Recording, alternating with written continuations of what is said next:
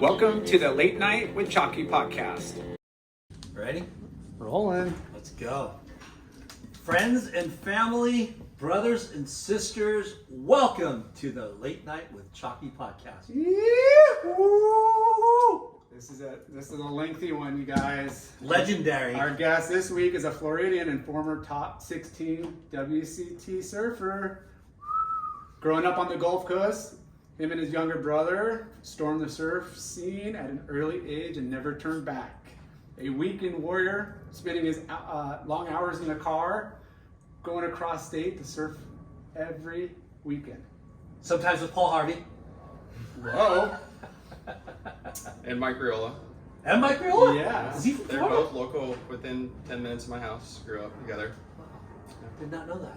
Spending his teenage summers in Cali, With Jeff Deffenbaugh, Barry Deffenbaugh. HB, and then Did you ride for the surf too? I think I just stole wax from the surf. But then he befriended the San Clemente Crew and made his way down south, and I don't blame you because the waves were way better down there. We found lowers. Yes, we did. Oh, this is it. But he's deadly in a jersey. He's hard charging in heavy surf, and he has a progressive approach that awarded him as a standout on tour and in the surf movies. Having injuries forced him off tour. We'll talk about blowouts. And now he dove into his passions to become a shaper, a surf coach, a mentor, and a pay it forward approach to the next generation to help spread the stoke of surfing. We welcome his father, fisherman, shaper, an activist of common sense and doing good in this world, Mr. Shea Bird Lopez. Yeah, Bro. Nice to see you, Jay. This I know. is pretty cool. This is Yeah, I pretty was just awesome. getting We a were- magazine article written about me. We were Yeah. grums. This guy and his brother came into Huntington, and I mean, probably 13. Oh no, so first it was with Seal Beach and Ryan Simmons. We Yeah. stayed there and we would get rides down. We even rode our bikes down from Seal Beach and would hang out on the north side. Yeah. Ride your bikes from Seal to Yeah. Huntington. Yeah. But Seal Beach was your first little base camp. With Ryan. Nice. And then Yeah. it was with the Deffenbaughs the Yeah. next summer.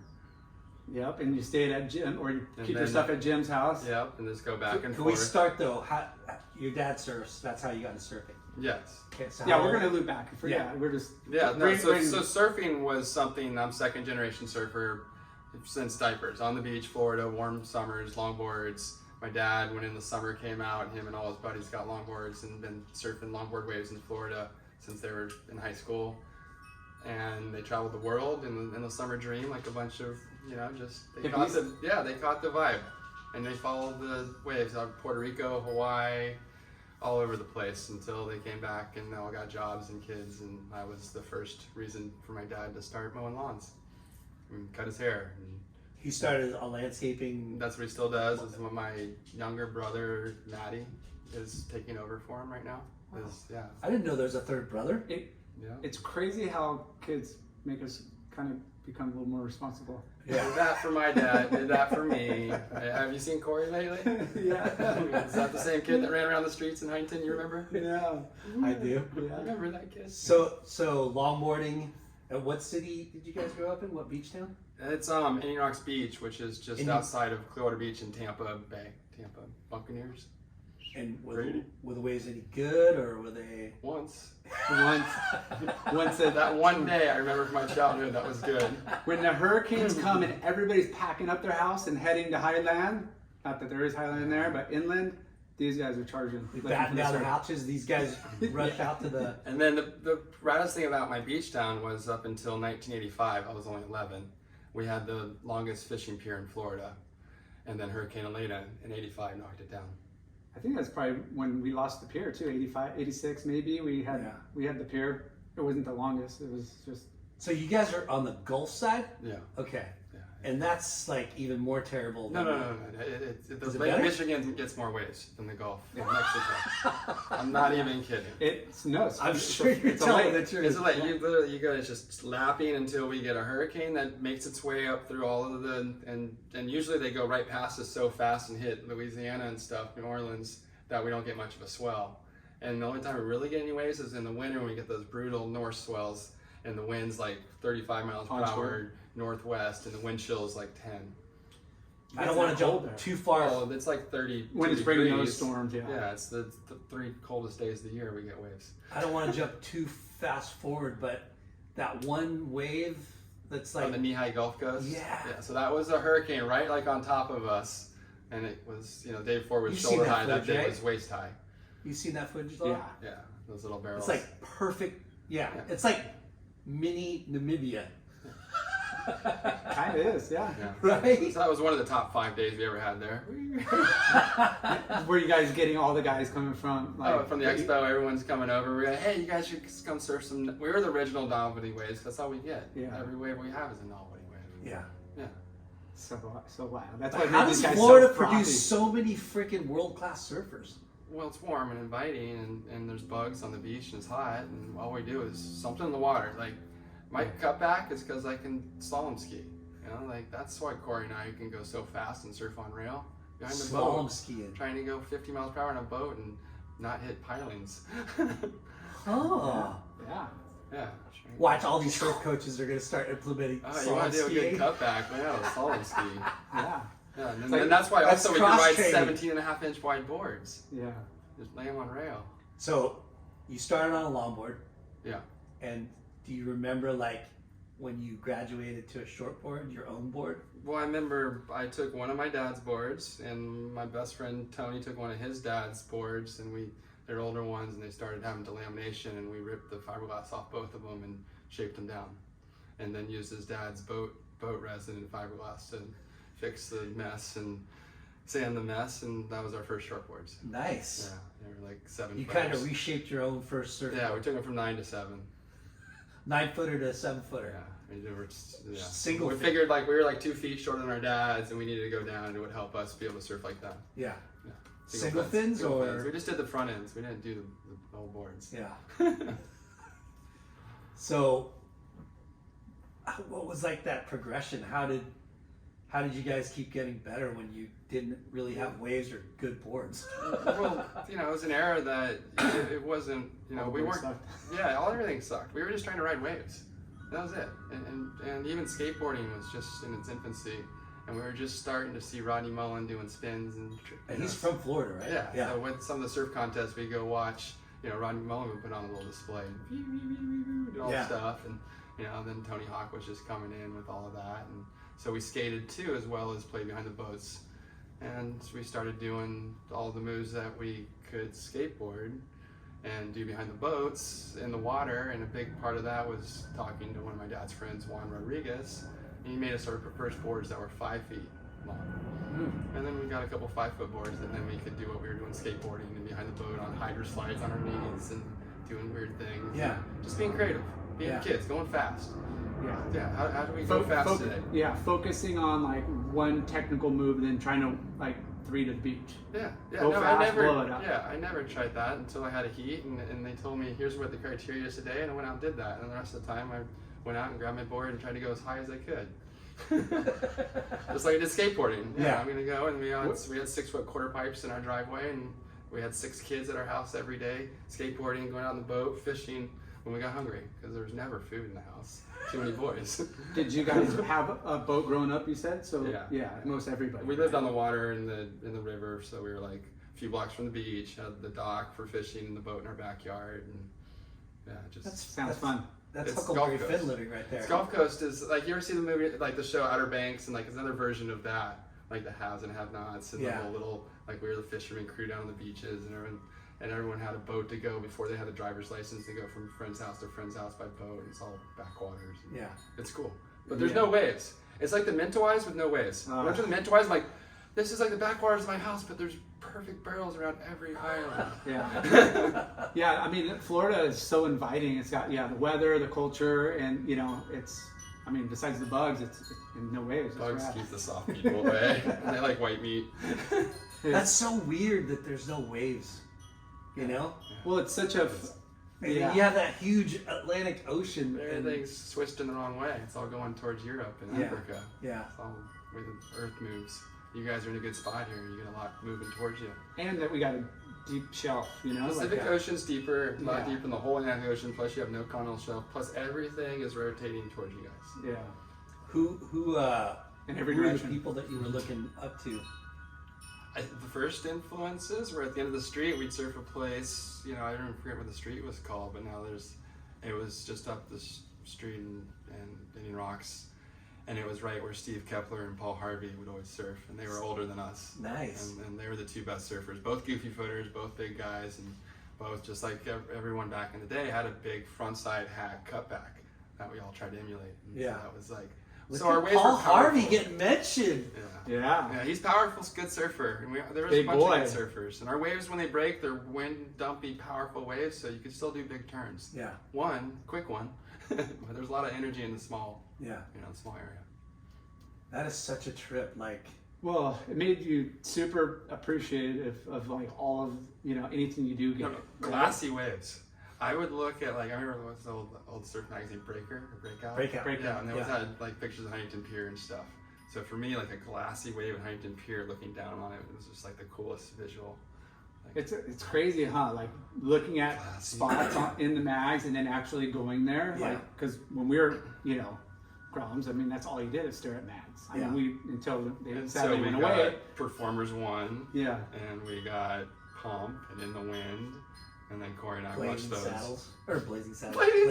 Blazing boards. So yeah, first it was that whole Chris Bystrom movie Yeah. collection. We used to watch Beyond those Blazing Boards. at Blazing... Jim Hall's house, and then Oh, go right out and gosh. try and surf like CC or Bobby Lockhart. Yeah. So for me, like going to Huntington was the first time I got influenced by like being in the water, not just seeing a guy here and there, but every day going out and seeing Bobby out the back with his big like MR swoops. Bobby the Lockhart. Yeah, this is amazing. Like still like that's where I got my front side like sweet carve. Like Don't say What's that, dude. He listens I to know, this I show. so the same time, so the CC and CC's where I got to watch someone that surfed like Aki in person. Yeah. And Corey got to see someone, and Aki was our #1 hero. Yeah. Like there was nobody else like, so Corey wanted to surf like Aki, like beyond anyone else, and I just thought Aki was the coolest guy, and I wish he did airs, and like I wanted to do airs before Corey. Yeah. Like I was way more into airs. He before did Corey. do that air in Beyond Blazing Boards. Remember? Yeah, no, so Yeah. yeah, and then we thought he was an aerial surfer too. So that was like, not only when we first were exposed to Aki, and you only see like 5 waves of him, like this guy does the sickest airs ever. Yeah. Yeah. Because it's all slow mo and Yeah, just it really, and that still like, is one of the Tail sickest is airs ever. facing the beach. You're just like, and then he gets up and he does that. It's and the just full like, power air. And Yeah. still to this day, like you don't see that. That No. doesn't fade away either. No. It still No. holds its You pull weight that and one tested time. and you'd be like, that gets done in the heat today, it's still a 9. Right? what? I love it. When- Power. When did you start surfing contests? Early. Way early, but it was pretty cool because I'd done some skate contests and I competed at every sport, from BMX to football to basketball to every opportunity I did, I was just constant. And it was all like Corey with too was. No, he was exactly Mostly? opposite of me. He did one thing. No. He did nothing if it was his choice, and he even quit surfing to be a speed skater for a while and dyed his hair black, and pretty much anything the opposite of what Shea was good at and doing, and then he would just go out and just like, well, I'd be better than you anyways. Just like surfing, like I don't do airs, I just surf like Aki. Shea does airs, they're gay. That is so good. And that's what brotherly love is supposed to be like. Pushing each other. Just pushing the right buttons all the time. All the like, time. You know? So you competed in skate contests too? Yeah. Man. What do you remember what kind of skateboard you had? Oh, Vision Gator, Yes. Tony Hawk, I remember the Vision Gator was like my first one, and then even like.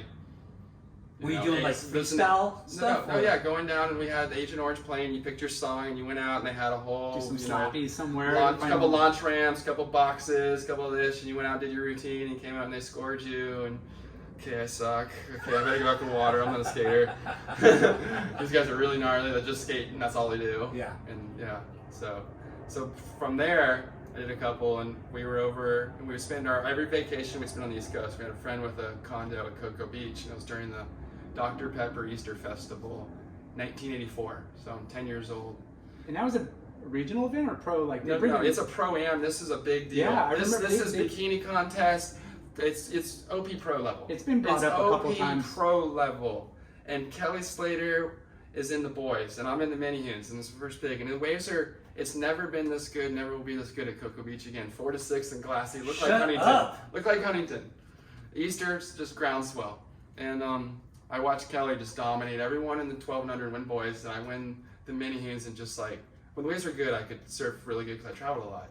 And that's why I was like the wave magnet. I knew, and I competed very well. So I won my first contest. How many Very kids- first. How many Very kids first. in your division? Oh, there was a lot because this contest was huge. Like Yeah, I brought had to surf everybody like from 4 all rounds. California. Yeah, and then You had to surf 4 I mean, heats. yeah, and then got to the final, and like there was like 2 guys that were like heavily favored, and I went out and got these long waves all the way beach. Like, you know what I do in a heat. And So we talk about guys that have that magnetism in the Jay water. hates Yeah. it. D-Ball Wave and magnet. well, because I competed against those guys a lot growing up. And D-Ball and Shea Lopez were guaranteed on the best wave Every single heat. every single heat, and they don't fall, and they rip the shit out of them. You're like, And okay, they got cool. these. Well, Shea's got the longest arms. He can catch any fucking wave. Jeff's a bulldog. Oh, for sure. Yeah, Jeff's a bulldog. yeah. And we were best friends too. We traveled on tour, stayed at his house. So. Jeff would be like Dial Quick, along. quick. quick, but he'd be like he'd have 2 solid scores in the first 5 minutes, and everybody else is just kind of like in a place on the beach where no other waves would come in. Yeah. 3 guys paddle over here, D-Ball goes over there, catches 2 bombs. They go over there, he comes over here, catches 2 bombs, and he comes in. He's like, Jeff was awesome. Is that what you did too? Yeah, we did the same routine. Yeah. We were really good. So, had you seen Slater before that? I just heard contest? about him, and then maybe like down the beach or something, and so even bigger than him winning the 12s. And what was really the coolest thing about the event is they used to have a pro-am too, where everyone could enter, and Kelly was in the pro-am, and he won the pro-am at 12. Wow. And I was like, this Surfing guy's- against men. Surfing against Charlie Kuhn, Richie Rudolph, Matt Keckley, all of those guys that were just, and the waves were pumping, and he was just doing his smooth carving, knock knee thing, all the way through the flat spots, nailing it under the never pier. hopping, never missing, Never hopping, never ever. like, Ever. Dude, he was the best surfer ever, still is to this day at 12 years old. You can't touch the 12-year-old Kelly. Yeah. Yeah, That's- perfection. Was that It was the nailed. first time you saw him like surf? Well, yeah, and that Yeah. was just, and so that left the imprint of, I gotta get really good, and I want to do this, and I think I can do this. Yeah, this is me. Yeah. yeah. I mean, when Kelly showed up to do like the Caton at like 13 or 14, Yeah. and it was like pumping one year on Northside, and it was like, who's this kid? Like, I was scared to go out there, Yeah. days I'm like, oh, it's freaking big, and he's out there just I remember same that. thing, all like just whiz Perfect, kick. perfect from start to finish. Never overdoing anything. Never getting out of control. Just flawless. But he would show up. At 12 years old, he had Flawless. man style. And I remember, so another thing, like first impressions, is that same year in '84, I went out to Hawaii that winter. So it was like my first contest was probably like that Easter contest, and then that winter when Joey Brand won the Pipe Masters. I Wow. was out there with my dad visiting his friends that still lived out there when he went out there, and So you got quickly like immersed in. oh yeah, and You so know. at that same time it was the 1984 U.S. Championships at Makaha, and I met Matty Lou surfing Haleiwa, and Matty Lou talked me and my dad into taking him to Makaha to watch Kelly Slater because he'd heard so. And Matty Lou goes, wow, and he's 12 years old, and he talks to us, and we gotta go, and he's been looking forward to seeing Kelly Slater, and we know Kelly Slater, and that was the first time Matty Lou got to see Kelly Slater as we took him over to the Isn't west that side. wild? How like just hearsay, like before Yeah. social media, before phones, before Yeah. I mean not phones, but like Yeah. communicating was Yeah. you'd pen pal and maybe your parents let you call like a long distance caller every Yeah. once in a while. Or Everything maybe else- we call our parents once a week. And Yeah, we get like in another no- country. like no communication whatsoever, but shit spread like wildfire. Wildfire. Well, like I'm sure it's funny how word travels no matter what, right? Word travels when there's a phenom person or any other person that's ripping. Yeah. You kind of the coconut wireless or whatever you want to call it. It gets known about. Kelly had a lot of people talking. Yeah. The buzz he carried with him, whether we were in France and he was trying to dodge 100 girls running after him down the streets of Black Canal. Yeah. 100. Yeah. So that contest, you won the Menahuni, Yeah. he won the Pro-Am. And the boys. And then I So just the been, super I was heat chasing them ever since. So so after that contest, you were like full-fledged surfing? Well, I started doing the ESA Central Florida in the mini hues, and he was in the boys, and we never surfed against each other because we were in different divisions, and it was before the time of everyone surfing all these divisions and nonsense. Yeah. And we just surfed against, if I was this age, I The age surfed group. against the guys my age. Yeah. That was it. Yeah, because I missed like competing against Rob, and he's only a year and a half older than me, and like it just depends on where your birthdays fell or whatever. Yeah. I mean, we So I never against them. competed against Rob and Kelly too. Yeah. So who was your first sponsor? Bob Hurley with Billabong, and You're kidding me. yeah, that was it. That was your first sponsor? Yeah, me and Corey at Suncoast Surf Shop, because I worked at Suncoast Surf Shop. At what doing age? inventory at like 6. Seriously, getting $3 an hour. I was doing inventory. It was either pick weeds and bag leaves with my dad, or go do inventory at the surf shop for his buddy Joe Nuzzo. And it was all pinned, and every Billabong item, every item went in, I had to write the thing down in a legal pad. Yeah. So it was a surf shop. Surf shop. And you took inventory. Yeah. Did you have to restock or? Oh yeah, no. Every box that came in, I couldn't work the register or anything. There was like one kid working the register, and every box that came in, little Shea would be in the back unloading and writing down and taking inventory and putting on the racks, and that was my how to not sweat my ass off with my dad. We get paid How the same. was that shop pretty busy? Oh yeah, that was our shop. Yeah, Yeah. Suncoast Surf Shop. It's And- still and- around. And we talk. Still around? Yeah, Joe Nuzzo's a legend on the West Coast. We talk about that surf shop culture growing up, and you came over to Huntington and saw all the shops along the street, but that experience of like hanging out with the guys who seem like men, but they're only a few years older, Yeah. 18 or whatever, and you thought they had the best life. Like, I want to work here. Yeah. I want to be like them. They party. They got the chicks coming in. They just chill, watch surf movies all day. So how did Billabong? How did you get Billabong? Just the rep coming in, and my dad, like wrote out a little thing and sent some pictures of us surfing, and Joe put in a good word in the rep, and next thing you know, we got a package that looks like Aki's gear that he wears in the magazines, and we're on the same team as Aki. And real decals. How old were you? I think I was 12 and Corey was 9. Yeah, right after, that was that same year, like 85. Okay. Yeah, because And you got guys were a big box of Billabong. Yeah. Was it the Bad Billy stuff? Yeah. Corduroy jackets. Yeah. Yeah. The multicolored Yeah, neon. no, it fit me and Corey so styled at a T back then. Little Dude. kids and, Yeah, because they were I only remember Billabong. Billabong. The first Yeah. time I saw you guys in Huntington was like you guys were already Billabonged up. Yeah, no, because then we come out here, and then that's how we got, met up with the Hurleys and Jim All, and more with all the Billabong riders and doing all that. Yeah. That's cool. What a trip! And they didn't have wetsuits then. Not at the beginning, Yeah. but then they came on, about when we started coming out here more. And Yeah. the one Yeah, Machado. pretty quick because I remember some of those movies like Mungleberry. They all had Billabong suits. Yeah, pretty quick. by There was Bunyip Dreaming, there was Bunyip, Billabong yeah. suits coming along. What suits were you wearing? Just anything to get your hands on. You I didn't had, get some, them I out. had O'Neill wetsuits. O'Neill. Yeah. And then I left O'Neill and started riding Billabong wetsuits. So what? And then I was on Stylize, and then with Arnett. Stylize. Arnett. You were Arnett for a long time. Stylize was. I think didn't Sean Thompson start that? Yeah, it was definitely South African. Yeah. All those guys. So you surfed ESAs, Yeah. Central, Yeah. and then when did you start coming out? So 1990 NSSA Nationals was probably the first year I competed out here. And Was that the Oceanside?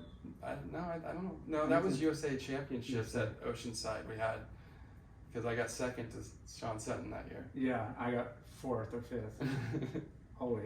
How the ball Sean got in that final. Yeah. We got two 5 times in the final. That one I just remember we were all talking on how. Are you in the same final? Yeah. Okay. Like how if you make it to the final, at least quarters, it was going to be televised, but not really. They prepackaged it. I think I don't know if there's footage somewhere. I think I got like a half a wave, like a turn or two, and he had a few waves But they I was getting laps into there and just working all the way in, where all of a sudden these misto rights and Sean's in the barrel coming out, huge turn to the closeout. And he was gnarlier than me and Deffenbach getting the right wave. He was another one. Sean Sutton. Sutton. And he was kind of built like he matured. Like he was a bigger dude than a lot. I kind of remember him. He's like ginger. Uh-huh. Yeah. Freckles. Yeah. Yeah. But he was, good, and it's funny because those guys that did well at 12, 14, 16, They just made went the on. CT. No, they all went on to do the CT and maybe, Oh. they just. These they guys did- that dominated they young, they made it. They found a way onto the CT. Yeah, for sure. So you first came out in what? 1990. So that was in-state nationals, and I the last year was, I think that might have been the last year was at Huntington before I went to lowers, because I won at Huntington one year in 1990, and then my last national I remember was at lowers, and Peter Medea and I were in the same first heat, and we went left on every wave, and we got 5th and 6th, and we were like, how did we just lose these guys we've never lost to? And we came in, and Janice and Gayleen explained it, that they're not scoring the lefts at 50% of the rights. That is crazy. Yeah. Wait. Because they're going on length of ride, just old It school was crazy. mentality. It was just something that they made a decision that they were going to not score the lefts as high as the rights, and then Peter and I went out and destroyed all these lefts and offshore like 6 foot, and lost to people going down the line and run rights. Yeah. When there was a big difference in level at the time. Yeah. First round, and it's the same, me and Peter. Big What a difference. trip. Yeah. But that stuff would happen back then, like Yeah. way more than happens now. Way worse. It's like they've tried to nitpick and find a way to make it more as they get further away than some of the things that we saw as kids. Well, when we don't have to say names and stuff, there was just sometimes you come in and there's no way that should ever have happened. Yeah. Yeah, like people think like, oh, technology, they got the computer and everything's better. It's like, no, same shit. They push certain people through or give little Certain edges. styles or, get more edge and certain. it's the same old Yeah. thing. It's subjective. It's surfing. Because surfing's always subjective. Yeah. There's a way to bend it. So you Yeah. first That's why I time was you out. came out, you stayed with Rydog Yeah. and lived in Seal Beach for like the whole summer. Yeah. And we also, like. Because Ryan was, bred national team kid. Yeah. His dad was super involved. And like when you start, and that's the beauty of surfing when you're young, is like you start connecting with people all over. Yeah. Come stay on my house, stay on my couch, or do whatever. And it was loose back then, and it still happens today. But Yeah. not like it was when we were couch surfing. We were left in Hawaii on the North Shore, left on the streets of Huntington, left on the streets of San Clemente, left on the streets of Brazil. Figure it out. It's left in airports and after just gotten a ticket somewhere and told to be here. No phone, no text, no nothing. Just Hopefully I'm back in a month and we don't have to go straight to the hospital. So Seal Beach, you'd ride your bikes to to Huntington. Huntington, Now, growing up where you grew up, there were some good surfers, but did you feel like a culture shock, or like was the level here higher or the same, or like were you you know what I mean? Well, I mean, it would be the OP Pro. I'd be out here and Sean Thompson would be cutting me off and spraying me and telling me to go in and surf the shore break with Russell Groms, and Gary Elkerton would come out and growl at me, and it's like, wow, this is it, man. And then, I'd be these gnarly Huntington guys with tattoos and stuff, like out every day, and everyone was spraying you and everyone was growling at you. It's like, made you pretty tough. for sure. Yeah, really There's tough. no. Hey Grom, let's No, get you to no, this one, no, bro. no. Let's get you. No. They're like Every beat it. man for themselves. Yeah, beat it. No women allowed, Yeah, right? and they- Children, get out of here. You Yeah. guys are Go to the are table. catching the whitewash on the inside. Not even allowed near me. I'd have to ask. I think it might have been Jason Robinette, who was like this. I mean, stud muffin, big ripped dude, Bully. bully, and I want to say I was like 12 or 13, maybe 14. I don't know. I was pretty young, and I must have gotten burned. Like one day, it was really good summer, north side going off, and I must have gotten burned on like 10 waves in a row after, By different people? just different people and him specifically on a Yeah. few, and I flung my board at him. I shot my board at him. Yeah, Like, this. At yeah, and he came Robinette. Yeah, and he came over and like grabbed me and like dumped me and like he said, like, you ever do that again, Grom? Like, you're lucky you are who you are, or you would be freaking like fins out, done. Like, but I got a little bit of a tough love, but I didn't get just destroyed, which I shouldn't have done it. Like, I'm now thinking, when you're a kid, you're just frustrated. Yeah. But that's the mentality we have to deal with. No, the surf zone is like the last zone of respect we've got left. Yeah. It's not on the beach. It's not on the roads. you know, we went fishing the other day, and this little boat came up, and we're in this big boat on a straight line, and literally, like, it's like somebody just like coming out and cutting you off surfing on a boogie board comes up in front of us, and we kind of just said something like, hey, you know, not polite to do that, you know, how about showing some respect next time? Because I'm out here fishing. We're all out here just trying to fish. And he's like, just trying to yell respect, that's all. And then his big response was, respect you? I don't even know you. Wait, so that's how it goes now? Yeah. Yeah. Nobody's There's no respected etiquette. until, Yeah. you're not, I don't know you, I don't family, I'm just gonna show nothing and nobody respect. Yeah. That was his justification. It's so wild. Yeah. So coming from Florida, from your crappy waves, and coming to Seal, did Seal seem like, oh shit, there's way better waves? Oh yeah, well, everywhere. So every morning I would go to my beach and I would look at nothing. Like, fill your bathtub and then look at it. That's what it looks like 97% of the time on the Gulf around my house. And so going to the beach at Seal, and Seal sucks all summer. Sucks. Even no matter what, I could go out there in the afternoon at warm water at the jetties and ride a few waves. And it didn't matter because waves were breaking, and that was it's breaking. Yeah. It's breaking. That was all I had to have. Yeah. And I was out there. Makes That's you scrappy. the big difference with the It's East pretty- Coast, you know. Scrap. Yeah. The mentality Right. of East Coast surfers. That's Going why they're so surfing. much more hungrier. I'm going surfing. Yeah. There's no question. And like, didn't it trip you out? Because, like, I grew up surfing Seal Beach, right? Like, that's where I learned.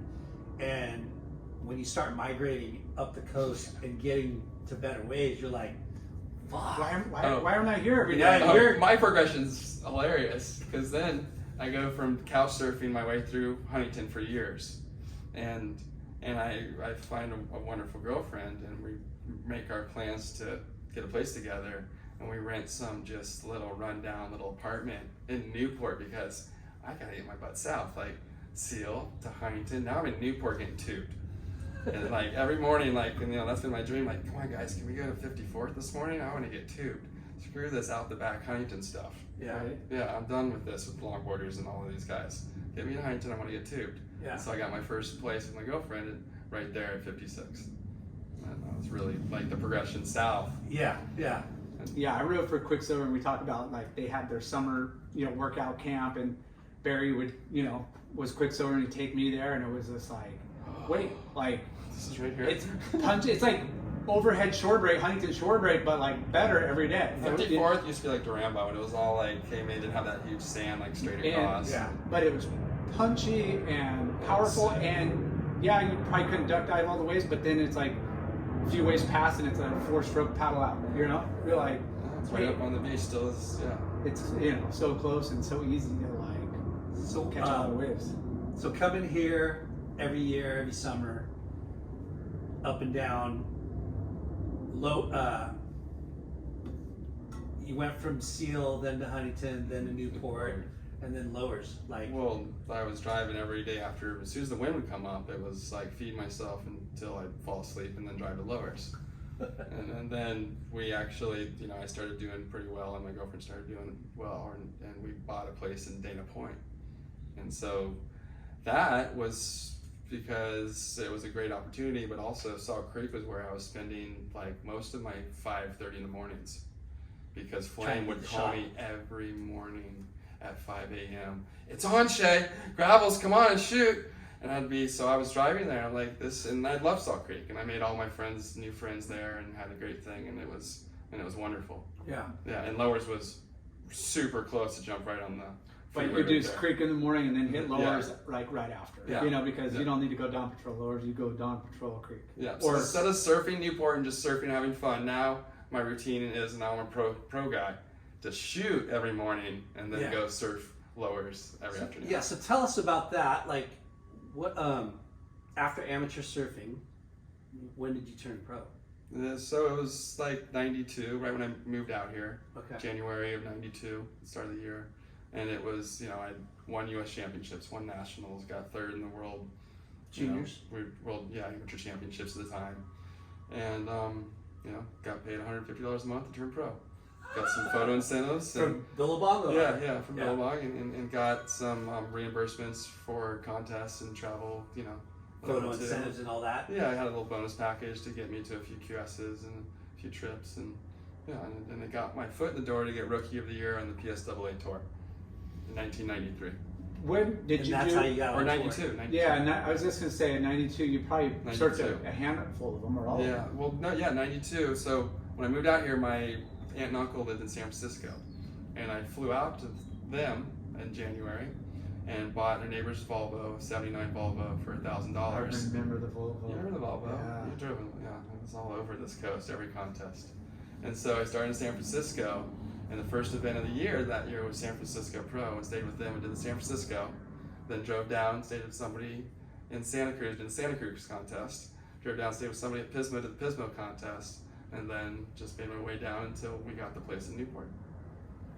And my girlfriend was living in Pasadena at the time, and kind of came down from Pismo, went to Pasadena while we organized, and lived with her family, and made my way down to Newport.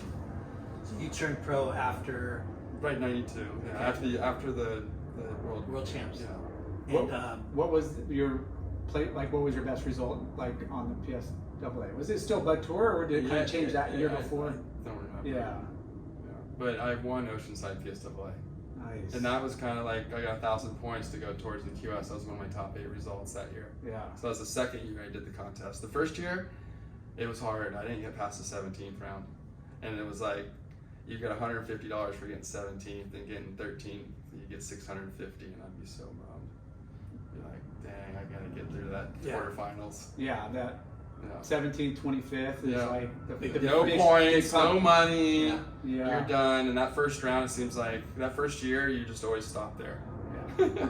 You're just like last day, quarter semis. Yeah, lowest PSAA was the first one I made the quarters. I got a 9th. And I was like, I broke through. Yeah. So I'm coming for you. what photos? What was the first photo in the bag? Performers? Yeah, that might have been it. So the first real one was later, but the first one was Baja Malibu Performers Rob Keith photo. Wow. Yep. And Rob Keith and Baja Malibu really just go good together, photo huh? of a Well, great lad. we interviewed Mark McNaught. Mark McNaught, but Tom Carey, photographer, yesterday, and we were just talking about how like different photographers have their niche. Like, obviously Flame, he's the editor-in-chief at Soccer running the Week. mag, and that's his spot. But like certain photographers, Rob Keith was Baja Malibu. Well, he had the spot dialed, and he had the people. What is it, Mark McNaught? Yeah. Yeah. But Nail it. there's, people, balls are at, South Bay. Yeah. First person to take me down to Mexico was Troy Eckert. No way. Yeah, it's Todos. He's still like a I'm diehard. stoked to see that. Yeah. He had it dialed then, and we were kids, and he had it all. We're gonna do this, Shea, and I just was a passenger, and we had so much fun. Yeah. It was What a small world. I saw him in Costa Rica last summer. Did you? Yeah. What a small world. Well, who's this guy in this like mid-lengther, just super stylish, ripping? And I'm like, that's Eckert. I get, when you can just tell. Yeah. There's a lot of surfers, but then it's a small world. The surfers, Yeah. and we're the ones that keep running each other. Yeah. We did when we were young, and we keep running each other now. So I met Troy when I was working at Bullet, when it was a hole in the wall off of Bolsa in Ohio. Like nobody ever went there, but him and his friends lived in the area, and that's when the first time I met him. And it was funny. His friend Chet Thomas and Ryan Thomas, the Skaters. they always used to come and hang out in the shop, and they're like, oh yeah, Troy's gonna be on TV. He's on Webster. Troy Eckert was on Webster when he was a Grom. How funny is that? And then, then years later, he's fucking ripping, and then, working for Volcom, and then winning the H2O Classics. And Yeah, we went snowboarding a ton. That was really cool about being in California. And even when I first was out in Pasadena and stuff, was being like able to snowboard, because I didn't see snow until I was 18, 19. I'd never seen What snow. is this? Yeah, totally. Um, Classic. So you turned pro. Now, were your sights on the world tour someday? Oh yeah, no, it was. I had like a bomb on my chest that was pressure and counting down on Pro Surfer college. I was out here like any second, like getting wrap this up, $150 paycheck and $100.50, prize money's not working. Kid. Yeah. Were your parents were they like, hey, go chase the surfing dream, or were they thinking They were like, just hey, go pushing college? No, they were just both, both. Backup plan. You better have this figured out. You better do one or the other and go hard. Yeah. Yeah, and it was. And you went to a Catholic school growing up? Yeah, so I went to Catholic private schools and had They a had whole good routine. education. Were you studious? Yeah, no, I wasn't allowed to surf unless I had everything in line. Like I wouldn't get to surf until the next report card if things were slow. You hear that, Groms? You hear that? Yeah, like not even. My mom was serious. There was no boards, nothing. Did that happen a lot? No. There was twice, and it was both. It was both because of my religion teacher lying, of all things. Lying, of all things. My mom backs me up on this one. But it's I mean, it was simple times back then, and your surfboard's taken away, your world's done. You're done. freaking You don't have done. a phone to go to. There's no Now- fallback. now- You got your board, your bike, and your skateboard. Yeah. Yeah. That's it. Yeah. Your life. Cool. is- I'm close enough. I can walk. But the board, I don't have a board to ride. I mean, you're No, just. and there's nothing worse than even getting to the beach when you don't have a board to ride. And nobody had. I heard you're out surfing. No, that wasn't me. It must Yeah. be another kid ripping. But nobody had a quiver of boards. You didn't have buddies. No, like no, that. no, Like, no, nobody had a backup Everybody board. had one board. Yeah. So it's Yes. not like. Yeah. Speaking of boards, what were you riding when you turned pro? What shaper? Xanadu. That's right. Yeah. You're one of those, So man. that was in the window Xanadu. that I went from Spectrum to Xanadu. And- Spectrum is a Floridian. Yeah, they were a huge killer Floridian company before shipping and imports came into the business. Yeah. Yeah, so they were amazing. Part like Spectrum, Natural Art, Yeah, White Natural Art Flight. was White huge. Flight's still around, but Natural Art was huge, and Spectrum were huge, and Yeah. CD were huge at the time. And Spectrum had great boards and great things, but their shapers were in Florida, and I was in California, and Xanadu was rad, and we had a great How did you guys relationship. meet? I don't know. Me and Corey just same thing. People, like-minded people, energy, get together and start talking. And he started making me and Corey rad boards that, were part of our creative process and our imagination and fit Yeah. our surfing, because Xanadu could lock into our energy Yeah. very well. He's like one of the coolest, weirdest, funniest. Very people. intriguing Amazing. person. He's Yeah. amazing. Amazing. We interviewed him. But we just scratched the surface. We yeah. gotta do it. Like, We didn't Yeah, get to it's- finish. It's Two or hard three to calls. get him to really, he's the godfather of all modern day surfboard equipment. Yeah. Like Simon Anderson nailed the original concept, but everything you see today, from Sharp Eye to Mayhem to CI, is off of those Xanadus that we were getting from me and Corey. Me and Corey's Xanadus, the little skateboard ones that Corey would make sure he did this, and then I would went, well, I'm bigger and slower, so can you make me some lower rockered, wider tail ones? And that was way before any of that. He had his own fin template. He had his own. Yeah, old fins, Yeah. everything was different. Yeah. Boxy rails and flat decks and Yeah. And what's funny is grovelers that would go a million miles per hour and everyone else is still riding elf shoes. I ordered one after we interviewed him called the Zip. It's one of those what you're talking about, like super thick. It's a super wide. 1988 remodel. It's amazing. But But I qualified on like a 6.0 19 square tail of his when I was riding like 6.2s that were like 18 and a quarter. yeah, And this thing in all the beach break contests, I was just dancing. Everyone else was just bonk and bonk and bonk and pew, pew, pew, I pew. remember the first time I got like a short wide, like a groveler. But he didn't put Because- he put numbers on it though, so you didn't know how wide or long it was. But- He was the first guy that never put any dimensions on it for us. But we didn't keep it a have, secret. Yeah. didn't really need one because you're so fit and young and whippy. It didn't Yeah. really matter. And then went to Japan to do some contests, and Mark Pesh shaped me. We're like, okay, I need a smaller board, and we went like maybe 2 inches. It wasn't like super, maybe 2 inches shorter, like a ½ inch wider, flat. And I rode it, and I was like, holy crap. And then I'm like, well, this feels so good. I wonder if it'll work, because it was like meant for waist high and under. And I'm like, I wonder if this will like work. And then I took it to like lowers or Newport Honey, like on like proper head high waves, thinking it was just gonna slide out and be shitty. And the thing Worked even better. Worked 100%. Yeah. And I'm like, game changer. I don't think Patch made a board that didn't work. Yeah. I got boards from him. Everyone I ever tried. amazing. They all worked. They Yeah. all worked. They were But it all, was like, just that smooth concept. and buttery. I mean, remember Poto's board under your arm. Like, he traveled with one board. Imagine all the times when Poto put me under his arm. I'm like, oh no, Poto's on fire again. But you would see these guys, I mean, the teleblock was like 16 and 2 inches on the He had a windsurf rail. It was straight windsurf. Nobody to this day, nobody has ever rode a board like him and just dominated. Just all power. He'd still throw it around like we were throwing our boards around. Yeah, he was just all power. But it was like you look at his board, and you're like, that was just, how do we make something like that in our size? Kind of like. Yeah, no, totally, that's true. Right? Yeah. Like, And you're like, just scale it way down because he's not human. You're a big boy. Yeah. But no, so you know, Dan and you had a good relationship, and that you guys clicked, and you started winning a lot, or making a lot of hits. No, it was great. I had great results. And, You didn't do the QS, like you and D-Ball and everybody like first year. First year, we're doing it the same year, and then Corey the next year when he did 1 million of them, and then You went straight from PSAA to the World Tour. yeah. So the first year I did those PSAAs, and I got Rookie of the Year. The next year I won the Oceanside one PSAA, but I didn't focus on the PSAA. I did probably like 3/4 of them, because then I went and did QSs, and I did well in Europe. I did well in Australia. It's like we did that Billabong Pro at Kira that year with Donovan. All the Billabong team riders went over there, and it was perfect. Yeah. And I was like, I really like this.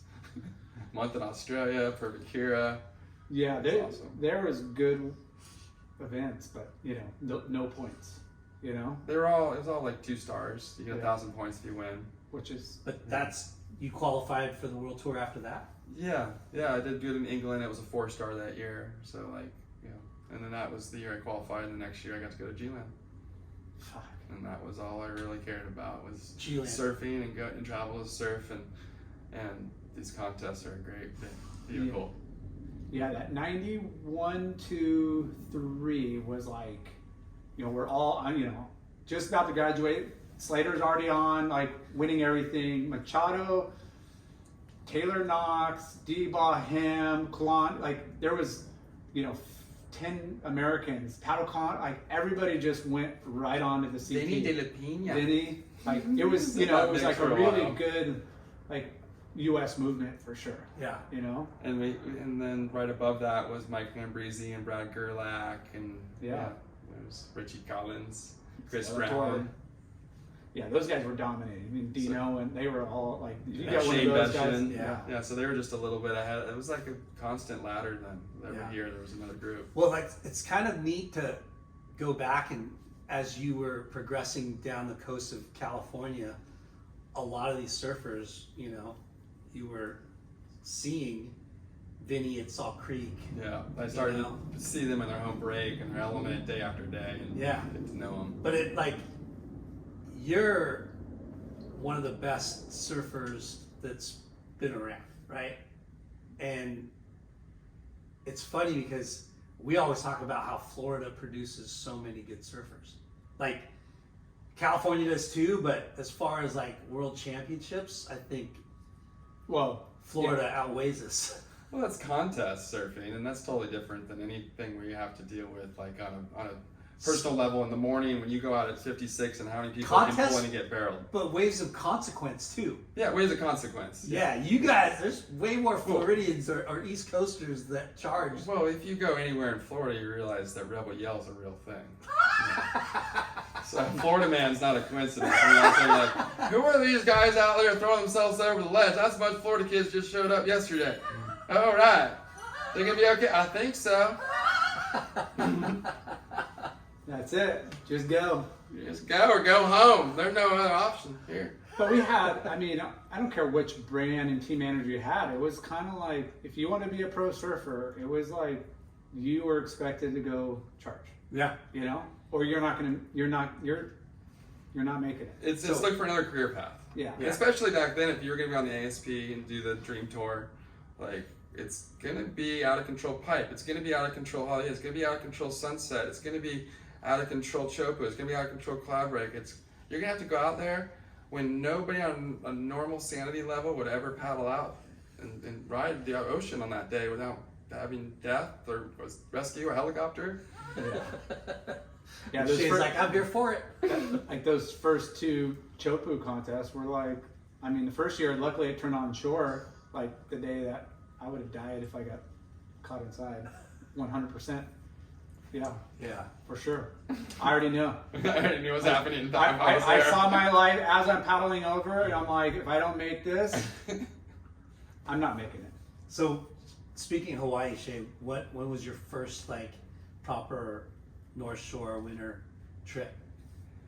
So the one in '84, I got to see it all. I didn't catch any crazy waves. I was a little thing riding a 411 salty dog that we went over to Ben Ipa's factory, and he knew my dad, and it was a twin fin, and he glassed on a third fin for me on my 411 salty dog swallowtail. What? Yeah, it looked like a kneeboard.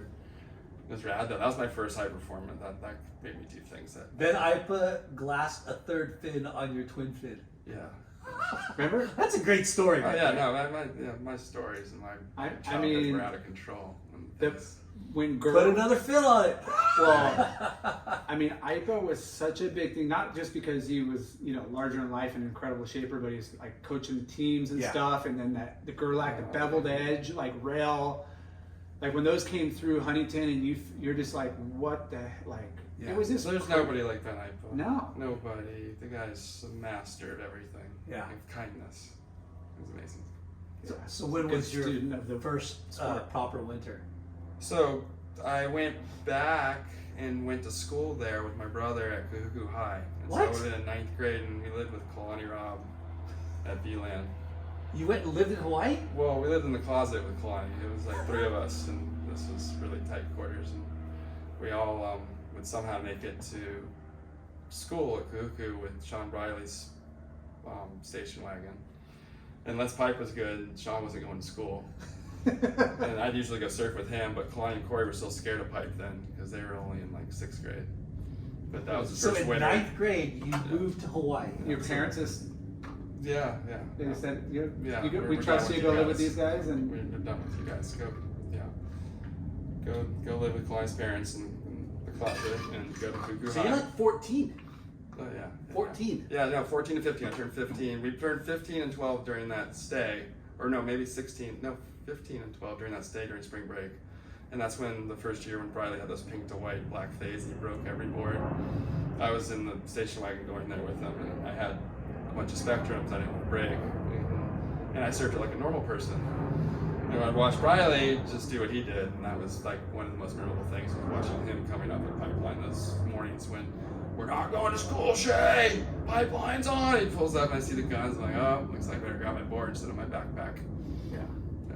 And So- most people are like paddling in. He's like swinging under the lip, like airdropping. Like So hold on. You're moving to Hawaii. Like, who? Your parents said it was okay. Yeah, my dad had friends there. He did the same thing. He just thought it was the coolest thing ever, and we were gonna be. He did it stoked. too. Well, when he graduated high school, he got out to Hawaii. Much of his friends still lived over Oh, there. cool. Okay. And the start of that trip was we stayed with one of his friends and my mom and dad, and we went over to high school, and they enrolled us for the second semester of high school, and then said bye, good luck. Okay. Yeah, And have fun at up Pipeline. until that time, though, what was your experience in surfing bigger hollow waves? Some big waves in Mexico. We would go in summers and some big beach breaks that my best friend Tony and his family had like pioneered, like Peticalca and stuff. And so the summer spent on there and surfing in Mexico. At 13, me and Tony spent the summer in Mexico with some big beach breaks, and that was pretty cool. We would just be out there alone, and his mom would be on the beach watching us. And one day we got robbed by banditos on horses with machetes, and they took our boards, and then we didn't have any boards. machetes and a horse. Yeah. Give me your board. Yeah. They didn't Of know how to course. surf. We were Yeah. 13. We were 13. No. We ran from it into the water, and I had a horse like breathing down my neck as I was running into the water. And the last thing I did, I thought, I'm not gonna make it. I threw my board at the horse and just swam in the water and just kept swimming into 10-foot surf. That's hilarious. Yeah, it's scary. What like what mainland? Obviously. Yeah, middle of mainland. Yeah. And we actually got those boards back years later because Years later. we know some people. Yeah. Yeah. Frame that thing. Put that thing on the wall. Or Gave some local kids. So, back to Hawaii. You're 14, because like, when North Shore is flat, you can't recognize it from the pictures, right? Like We didn't want to see North Shore flat. I know that. But you know what I'm I had to saying? tell Corey to stay on the beach. Like, Corey, this is, and Kalani wasn't ready yet, but Corey was ready, and it was still like, wait, hold back, and all that waiting and holding back. When he finally got his chance to be out there, he never held back again. Yeah. Never. When I held him back as long as I could. You know, you saw it. Yeah, I know. You I know who he is. I know what we did in Florida. Yeah. Like, this is different. Yeah. No And I, filter. yeah, I've Good. always done my thing, and he's always done his thing. It's a good little brother to have, though. You know. Yeah. Yeah. He pushed me to be safer. Yeah. When he's never safe. Well, that one wave at Chopes that he caught was like game changer. Yeah, that's one of many. Yeah. Yeah, when every session you go out and the one that nobody wants, he wants. Yeah. The crazy little one. Yeah. So, do you remember like the session where you felt like you were comfortable at Never. pipe or? No, I wanted the nastiest, blackest, squarest wave that would come in, and every day I tried to fight for it. And I was out there with Tamayo, going to school and classrooms with him, and getting in big brawls and fights after school at Kahuku, and Tamayo was the man. Yeah. Yeah. Tamayo Perry. Yeah, and me and Tamayo and Sean are fighting for waves. Yeah. And we wanted the ugliest, and there were some other guys like that were, tapped. It was a group of like 10 of us then. We were all little kids, tapped. Yeah. Yeah. That's so crazy to think. Yeah, I wasn't scared then. The mentality of the 14-year-olds trying to get the best, biggest wave. Well, Like, you got testosterone, you got peer pressure, you see the big dudes, you got something to prove, you got all this stuff moving, and you're invincible. You know? So Briley had just turned 15 because you could drive at 15 in Hawaii then. Remember Yeah. that? And you had a station wagon. yeah, and They're you're all- in the who's who of. Well, yeah, they're the gnarliest that type area. surfers ever. Yeah, Sean Briley is just what he did. It can never be repeated, I swear. No. I mean, go YouTube some of his footage of the Yeah. drops he makes, and it's like, What? how did you make that? Yeah. Like, it's wild. And not to disrespect, but his body type wasn't a pipeline charger body type. Oh no, he was not built like a surfer. like a surfer. Yeah. But he was the quickest to his feet, tippy toes, and nothing took him out. Like he was a rock on that board. Yeah. Like, He was the ultimate pipe surfer Yeah. because you have to be a cannonball to surf pipe. yeah, A cannonball. yeah. He'd throw it, and he would. I mean, Yeah, he would launch himself to the flats and then get launched into the channel. yeah. That was his technique. Yeah. Yeah. How late and how deep. Uh-huh. Yeah. Good years. Yeah, they were fun. A lot of fun days out there. My childhood in Hawaii was awesome. And we kept going back there and pushing ourselves into all kinds of just, bad situations with big swells and cool friends that didn't compete and loved to chase waves all over the island that nobody has a name for. Yeah. Yeah, it's great. Did how many years did you spend there? Just that semester? Just that semester, and then started coming out in the winters, Like the proper winter the break. proper season. That was and then there was a lot of years I was supposed to come home for Christmas, and I missed my flight. Yeah. Yeah. We're gonna be here for a little bit. I'm gonna stay with Flipper for another month. Yeah. Tour doesn't start till March, Right. Yeah. How long can I stay here and make it work? Florida. Yeah. There's like fresh fruit on the trees here. I can scavenge enough. So PSAA, you And it- make the world tour. Yeah, but what was like, okay, the tour, PSA was, one Florida or East Coast event that kind of rotated. California, and then they'd have one or two in Hawaii. Yeah. They would do like a Alan Wanna Bowl maybe, or a mobile, or Malia, Makaha. They would do something. Miley Point. Miley Point, yeah. And they, and then the QS, like, you're not making much, we're on budget. What year did we do that Costa Rica? Oh gosh. Hermosa. So that's now 99. Was that 99. late? No way. The one that Kalani and Benji made the final. Oh no! We were I forgot bronze. about that one. We were. So that's like 94, 95. That's one of our first trips. 94, I would say. Any trip with Benji was one of our first and last trips. Yeah. So you hit a tree that trip. Remember we were doing Yeah. circles in the field and we slid into the tree. Yeah. So And then running car, we Benji. it was like maybe my first like contest overseas. So, you know, it was Yeah, it like, was like 20-foot closeouts Hermosa too. yeah. 20-foot close. Yeah. Yeah, It was it like, was. you got to paddle 2 heats ahead, 2 heats prior to your heat, Yeah. and you had to walk down 2 miles. Yeah. And you could just barely, you'd have people like waving signs so you could start your paddle out It when was the heat before yours started. So by the time you drift, you hope you got Waimea shore break. Boom! And Kalani did really well. I think he made quarters or semis, and Benji actually got 4th in the final. Wow. Right? Yeah. Who made the final? I don't even remember. I all I remember is Benji making the final. We were so Whoever stoked. didn't die out there. Yeah. You had to catch waves between sets and paddle in the end of the ribs, and it was wild. It was Matt. It was like, and we were all under gun. And Oh. everybody's like, "What's the biggest board? Okay, let me borrow that and make sure, you know, because you didn't want to break it, but then you want like everybody's trading boards." Yeah. But we ended up crashing a car. Benji was driving. Yeah. Right. Benji's idea. We were So- taking turns. I think I don't No, know. it was Benji driving. Me, you, and D-Bon in the back. I Yeah, think yeah. Benji, Conan was Conan. there? Conan was there. Conan was in Kalani? the car. Kalani was there. Well, I guess we were all in the car. There's probably like 5 of us in this little, little whatever. We're doing Nissan e-brake Sentra slides and like, across a grass field, and then we hit one. We just started sliding forever. And he's like trying to go this way, and not change our direction. And we just slid forever, and there's just one tree, and bonk. like all slow mo. We knew it was Yeah. happening. Like, here it comes. All the windows, boom. We're like, are everybody okay? Oh, yeah. We're like, we're okay.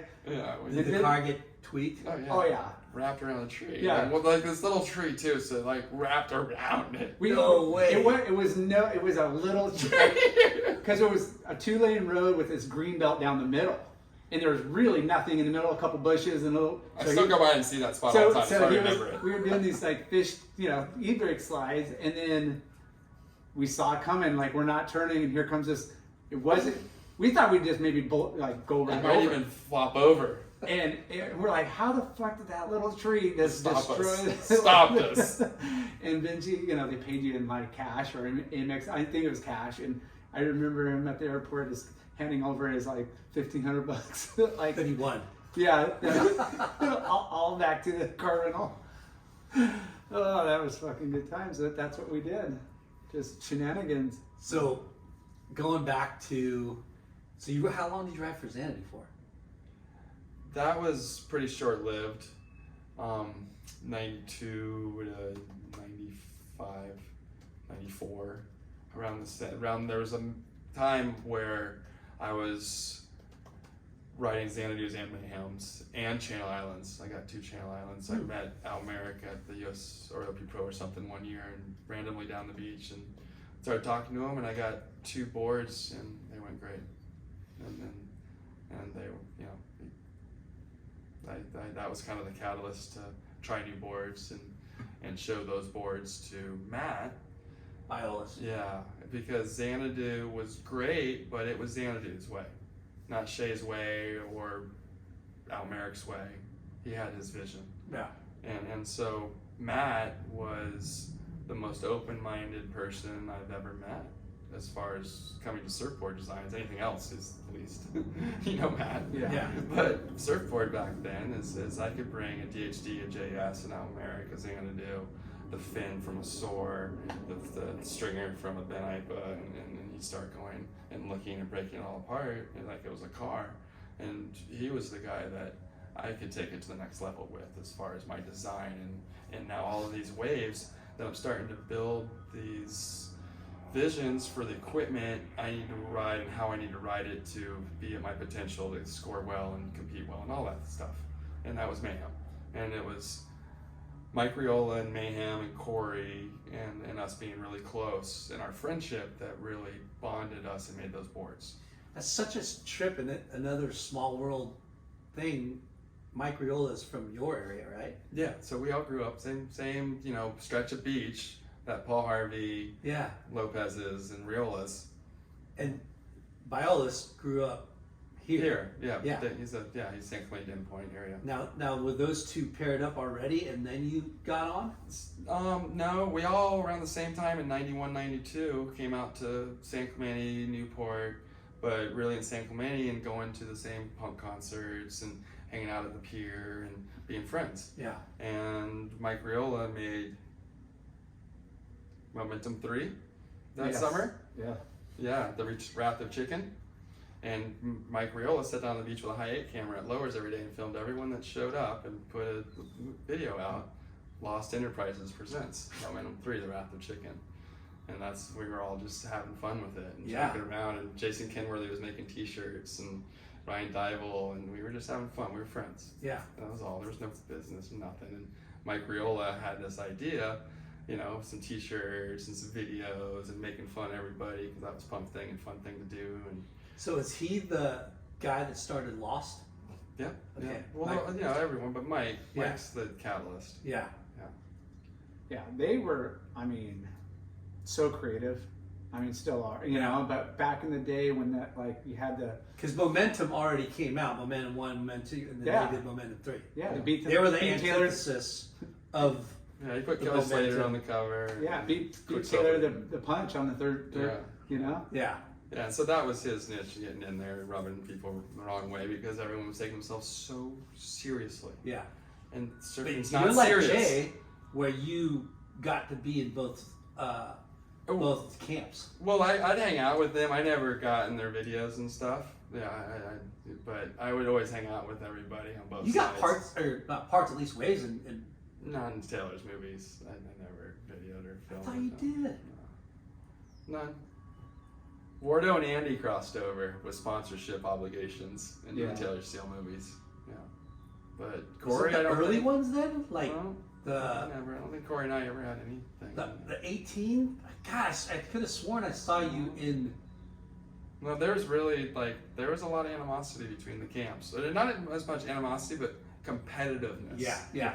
Yeah, and friendly pokes always going back and forth to kind of one up each other. And it was all fun. Even Surfing Magazine posted fun of us all the time with the two different groups, and they did cartoons of. Oh, dude, all of it. Yeah. It was great for surfing. It was great for surfing. Yeah. You couldn't wait to see what the ads were going to be in the next snack. Yeah. They're the most sought after. Well, just the parties. Yeah. Too. Well, The parties they're the ones that going are down, burning Randall's hair. And, No, it was two different camps. But people were doing that shit everywhere. As far as house parties getting out of control. They actually just that was the generation. That was what was going on Punk'd, on Jackass, on every college fraternity, every house party in Huntington that I ever went to. Everything I was exposed to from my whole childhood. Melbourne Beach, Cocoa Beach. Same shenanigans. So when you made this world tour, it was you get a huge pay bump, and now you're I'm here to stay. What was that transition from?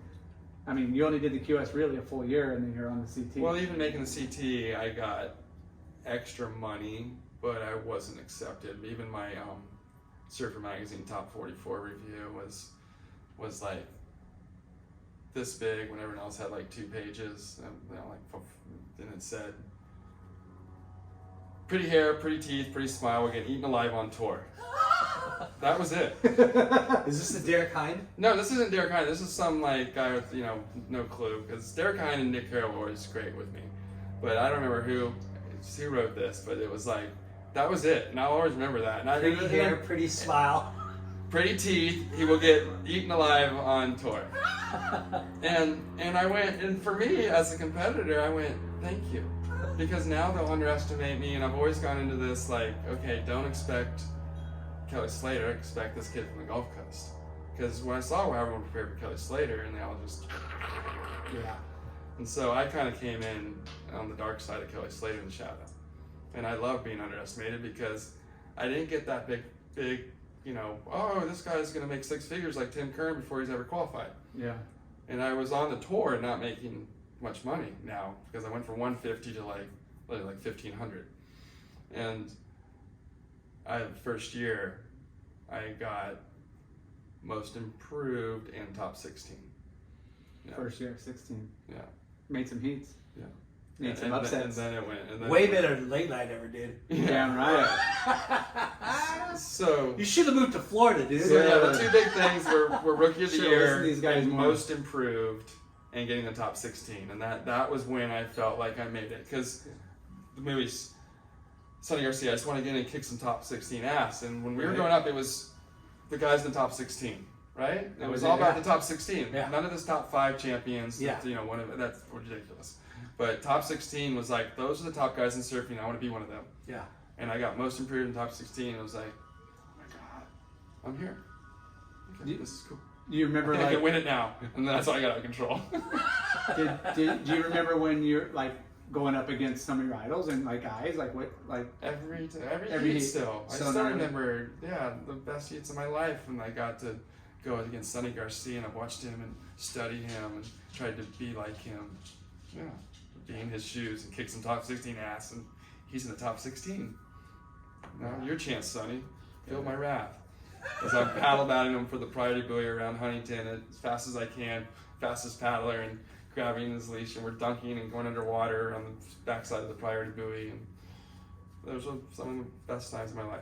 And you know he's the just this larger in life, like Yeah. just intense dude. More, but more behind the bark scenes, than bite. But after he's like, dude, that was good, right? Yeah. Like he's like, but you know, not You in almost the had me there. spotlight. You almost had me there. You Yeah. thought you were gonna have me. You know, you think it's all bark, but he would be, he fed off of Yeah. that, you know, He regardless wanted you of to what- compete that way. Yeah. Well, Yeah. he's a gentle giant, and until his heartbeat, he needs to bring that up to make him excited enough to compete at Yeah. that level. He was so gnarly. So anger is a great motivation for Yeah. Sonny Garcia. Yeah, I remember having back in the like PSA, you know, you finally make the seeded rounds, and then those two people keep advancing together. You know, the way the brackets work. So heat after heat. So I hated that. I hated it too, but like I remember this one event, and like I'm like, shit, man, I got fucking Sonny, you know, round 2, you know, and I'm like, All man, week. and then you know, I made it, and I kind of saw how he was like just dealing with the heat and other people, and next heat, I'm like, okay, like Sonny, like I'm gonna sit in and deeper than you, but you know, like you just tell me which ones you aren't going on, because the other guys were trying to just catch scraps the whole time. Yeah. Like they didn't want, they knew whatever wave's coming in, You Sonny's can't going look this at a way. way that Sonny's looking at. Not even close. Yeah. No. And even if you went there with him, stayed with him, we're in the Oh, no. car, on the same team. And I just asked, like, on which dinner. one don't you want? Like, tell me, you know. Yeah, please. Just tell me which one I'll you go on don't want. anyone besides yours. Yeah. And it worked, you know. And we Yeah. made like 3 or 4 heats together, and I was like, yes. This is working. Stay close. Because I was Go the opposite way. almost went to like a 3-man heat because he knew he was gonna make it. You're like, fuck. All right, we're all, and that was a lot of heats. You're like, man, I gotta just scrap to get that second position in advance. Sonny beat me at Huntington 3 times. Sonny beat me at Manly. These were all in like waist high conditions. And he would Florida beat Gulf Coast guy, and he would beat me in waist. Yeah. Yeah. on not talent but just strategy. Everything. No, it is skill. Finding the right wave is a skill. Going on his backside and getting those Huge snaps in that turns. he would get scored on, even no matter how much movement I had going on. Yeah. Less is more. sorry. Just He boom, just had your boom. number. Boom. He just knew In how the to. small stuff where you should have took him. Yeah, I beat him when it was big, but not when it was small. Every time. So backwards. So the dream. This is kind of like dream tours happening. Like pretty much. You said G-Land. Yeah. And it's like, insane. I mean, Insane. G-Land. Like you're suiting up. I'm you're- traveling around with 6'10s and 6'6s and board Perfect laps laps. full of perfect laps barreling. Just hoping I don't get a hop good or my brother, because that was the worst heats is when we all had to compete against each other. We would mop everyone else like, oh now we gotta compete against each other. Did Sucks. he get on tour pretty quickly? next year? Next year? Yeah, Corey still has a record for most QS events in a year. Wow. Yeah, What's the age? same year as difference? Aki, I think. Oh, we're 3 years apart. Okay. Yeah, he just does things faster. Grown. Little brother has always had to just a little bit, you know. Yeah, they got the edge. And you rode for Mayhem for a long time. Yeah, no, I still ride for Mayhem. They're all over this house. Yeah, even Aki's one of my best friends. So. Yeah. So that 5'5", 19 and a quarter phenomenon, you were part of that. Yeah, I was in the middle of that jungle. Yeah, I don't think I even have anything in that movie because I was competing in a different time, but wouldn't go video that. And Yeah. but that was fun. It was just part of us in San Clemente with a bunch of really talented people that didn't have phones and didn't have a world outside of our universe we were creating. And that was a scene like captured the spirit of surfing at that time. And not contest surfing, not cool Hollywood surfing. Surfing. Yeah. Surfing with your friends, hungover, maybe, you know, with at a beach that you've never been to, and meeting some new people. And that was it. And I think that's still like the essence of what we're trying to do here. While we watch some tennis, and then the WSL comes on next, and we watch the top pros do their thing at the ranch. Yeah, that's cool. So wow. Have you surfed the ranch? No, the ranch in Mexico. Yeah. Yeah. Yeah, that one's wonderful. Love that move. Do you real ranch. do you want to surf the ranch? I would love to. Yeah, I'd surf any wave. Yeah. Any wave. But, Have you but it's done not Waco? something I'm sacrificing to go surf. Yeah. But Waco's a joy. That's that. So Waco, if you surf Waco, you know what the best day ever behind my house near Rocks Beach is like. It's lefts running down the beach on top of each other in sets of 3 or 4. Just like that. Yeah. And that's when a hurricane swells south of us and lefts are running up the beach on the best day ever at that size, and that's as big as it gets. So the best day at home is every day at Waco. Yeah, every day at Waco. Yeah. Yeah, we have to Well, go. I've been It's a couple great. times. Waco's great. This is like great.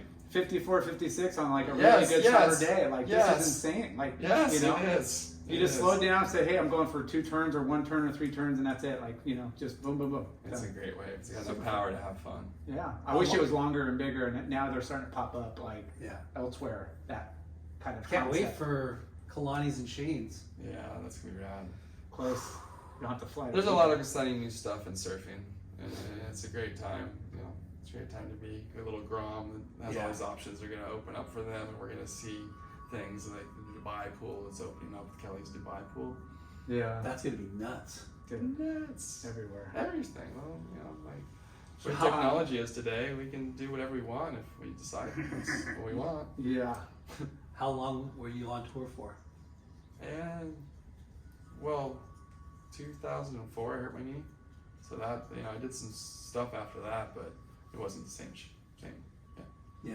Yeah. So that And was how did that injury happen? Surfing? that was a floater. You see the floater from around the world? You're the only one. The only one who missed it. You missed it. So the quarterfinals against Andy Irons at the Pipeline Masters at Backdoor, I tried to finish a wave with a floater down by off the wall in the sandbar, and it sucked out below sea level, and I came up short and impacted onto my front knee and just took it all out. Yeah, and so I got At grabbed height. once. Yeah. In the condos. Only person, surfer, that doesn't know that. Yeah. Yeah. Dude, But it's- he's the news story. yeah, we We're need gonna have to to pull, get this. we need to pull that up because it's We like will pull Yeah. that. Hey, I've only gotten 1 award at Surfer Pool. I was told that I got 11th in the Surfer Pool 1 year, but it was Wipeout of the Year for this. Okay. So that's my only award. All right. Yeah. We'll I make mean, sure well, to highlight that Yeah. one. Yeah. like I mean outside of charging What year? like Sorry. waves, 2004 or 3. Okay. 2004. him and his brother, they would hit any section, float any section. Like Yeah. there was no like, that's too gnarly, I'm not gonna do it. Like, and I don't know. I think we all had that kind of mentality when we were Back then young. we hit way bigger sections. like- All of us did. Like I go surfing we didn't do Newport, air, so just hit the biggest section. Newport or Salt Creek, where it's just like you Oh. probably shouldn't be. I blew out my meniscus at Salt Creek trying to do an air and like land. Like, Boom! Just. But you would never pull back, like never kick out, like you're finishing, and like Yeah, rock piles, and like you see Mason Ho. It's like, dude, we were doing that like with no cameras a lot of the time, like surfing closeouts and dry reef. I remember Pete Frieden took me over to like West Side, and I was surfing some boogie board spot. It's this dry reef slab. He's like, dude, the wave folds, and you just got to make the drop, and then Well, you you were jump off, listening- and literally you jump off, and you're landing on concrete. Like, Yeah, you were listening to a Floridian though. yeah, yeah. It was, but you just, He got a lot of good shots. That He guy was did. an animal. So he drove us to wake up in the mornings and get to the right spot before everyone, and like He's a no matter fighter. what we did the night before to be on it. In Westlaw, you've been on all those trips. I've been on a lot of trips with him because we connected. We're like, we're the last ones in bed and first ones up and Yeah. ready. Like, you never missed a beat, and I'm like, dude, let's go. Never missed a beat. I'm ready.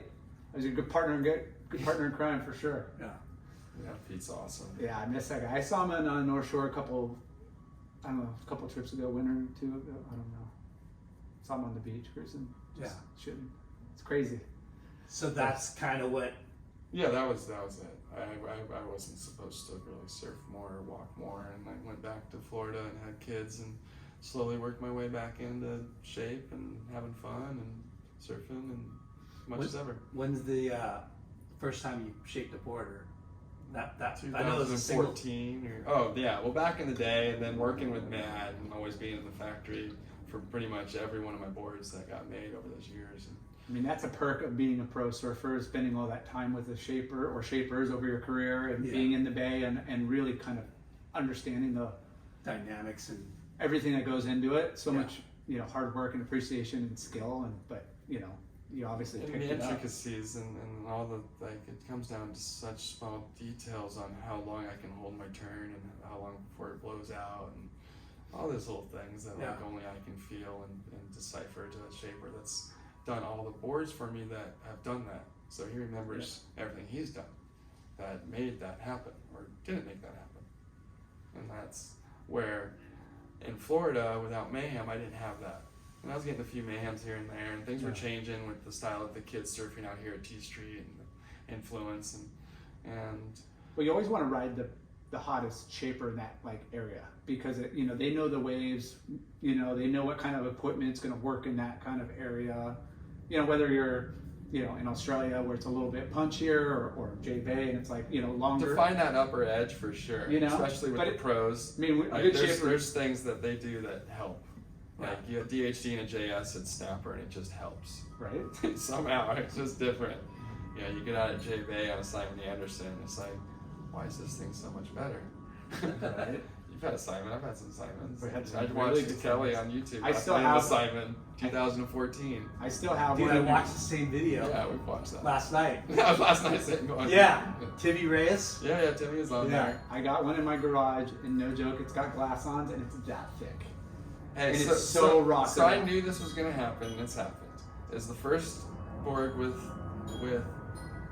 whatever these things, fin systems. Yeah. That every board, there's no glass ons anymore. That I rode, and I went, wow, I just lost 20% of my power, my drive, my ability to hold rail in critical sections. Yeah. No one's gonna be surfing on rail anymore. And now everyone's boards go fa-tink, fa-tink, and they fold over Because of the fin systems. because of the lack of fin roping and the 90-degree angle at your fin base instead of a curved And angle. The stability of the flex at the bottom versus there's different Oh, flex. we could push so much harder and hold I it so much better. held With glass out ons. as long as possible. Yeah, I did. I did foam things and stack them nose tail and just so did Corey. pray that so did Corey. He held out as long as possible. and you throw it. Maybe I do only half after a while. Okay, I'm going to bring 4 boards with fins and 4 without, and then it kind of got. That's what I was to a doing. point- I was doing that. Like my backup boards will all be fin system boards, and I'll have my magics with glass ons. That's a trip. We were. Because you guys are, We're the last that grew up on glass ons. Yeah. Last generation. And in every shaper, we talked about Xanadu's template and stuff. And Yeah. every shaper had their own template, That went with their style of shapes. that worked, for sure for their style of shapes. yeah. Like, you didn't go switch out fins. Yeah, I mean it's cool, but it's definitely different. And, I guess. Sharp Eye was making those same boards then. I had a couple Sharp Eyes in that same time frame. Yeah. Was he shaping Aloha boards before he did Sharp Eye? No, No, he's always had Sharp Eye come out of San Diego. it was always Sharp Eye. Yeah, I got a couple back in the 90s too that were sick. Yeah. Incredible. Just like they look exactly the same as them. Yeah, I mean, there's a lot of good shapers. There's a lot of good boards. So back in there, we had so many options of good shapers that had an actual kind of business. Just like there was all of those, splits and countercultures and Yeah. Yeah, you companies. wrote for Split too, right? Yeah. So there was a lot more options for pros to have a label behind it. Yeah. And that's not there. And Japan was going crazy, and they were putting a lot of money into, like boards and You and shapers. D-Ball were on split at the same time? Yeah. Yeah. So when McCall, McCullough. Rest in peace. sorry. Yeah, it's devastating. But he went out and surfing. Yeah. You know, and it's just gnarly. But we made a final at J-Bay together in a qualifier. And we got smoked. You got third, I got fourth, I think. I got second. Did you get second? Shane knew you Thorne were won. You remember Shane Shane Thorne. Thorne won? Do you remember the ways Did he you got in get that final? second? Yeah, I got second. So I don't forget anything. In a qualifier? US 2-star. So At J-Bay. Yeah. so local boy who's got Arms longer than me. two of the dudes, Arms longer than you? Oh, yeah. two dudes that could paddle into anything, and it was And small, low tide, inconsistent. and inconsistent, and you know they were on the two best And waves. he got 3 all the way down the point and ran out after every one and got on our inside and got the next one. Yeah, That's what running he was doing. around like Local through the guy? keel. Yeah, local guy, Yeah. Shane Thorne. Yeah. You did get second, sorry. I just knew I got last Yeah. because I got away. smoked. I Did got you no get? waves. Did you qualify for the main contest? No, this was totally separate. It was before okay. they like brought back the contest. Okay. It was Durban was It wasn't like a trials to get into the next. Okay. no, but they That was did our it a couple second years. trip to J-Bay, wasn't it? Yeah. Yeah, the Because it first was like a weird. The first year it was like a bigger event, then it went to a smaller event, and then it went back up to a big event. It was a small. I remember one year I was pumping and I was on a 6'4" Peter Daniels, and I just remember it was so windy and getting so barreled and having to grab the rail almost on every turn just so you could keep the board in the wave. Yeah. You know, it was gnarly. But we did one of those safaris or whatever. We did every year we did the little safari park, but this one I have a picture of D-Ball with the lion somewhere. we show up and they had this like baby lion, which was not a baby lion, it was like a freaking 200-pound Yeah. cub. But they were like, hey, I don't know if we could let you into the cage because he just dug a hole and ate a monkey or some other animal in the next cage and he got his first taste of blood. And we went in there and we're like, dude, check out the paws, and it's we're on our playing backs, big, like it's standing no, up, no, but like it's- baby thing, and then he started biting, and the guy's like, hey, you got to get out, and we barely get out of the cage, and the guy he came out bloody. The trainer dude. The trainer got involved. Like- so we're all playing like- with this thing like it's ginger. I'm Yeah. not even kidding. No. And it's like almost as big as us. We're playing with it like It was like circle. we're like, this Teddy is a bear. giant Yeah. teddy bear, like Yeah. it's like this, and the thing just turned and started getting like, Really excited. It started Smell getting your excited. blood. And it just started getting excited like a dog would do. Like so Yeah. playing slow, then like, oh wow, Yeah. wow. And then as Wait a soon as minute, we I got can out, eat you guys. no, as soon as we got out, the guy got mauled. The trainer. Oh my like, god. dude, we just literally like minutes away from like getting. Yeah, no, I saw that like a couple years ago when I was going through like I saw like D-Ball on a lion on his head. Like it was like right here. I could take Yeah. a picture. These monkeys with blue balls, like no joke, blue penises, like bright blue, like the freaking cow. Nobody remembers. Yeah. I didn't even remember this. We were feeding. I just remember I have a picture of Benji like trying to feed this giraffe, and it's like got this purple black Oh, tongue gosh, that's like yes, I remember 2 the feet giraffe. long, and he's like smiling, and I'm like, he's gonna get eaten alive. Because it was pretty loose outside the line, where the lines were at. Like, when we were driving through the park and just Yeah. it was pretty fun. Like we did some fucking cool shit. Oh gosh, you guys must have done. The world was free then. The world was free. It everywhere was. There was no law anywhere you Well, went. we talked about like you guys were traveling VIPs. Like we rolled into town and it was like all everyone Wait, you traveling mean surfers. everything in town was geared towards a party for us? Yes. Yeah. Yeah. And Like- most of us were on like the billboards and all the thing. Coming to town this week.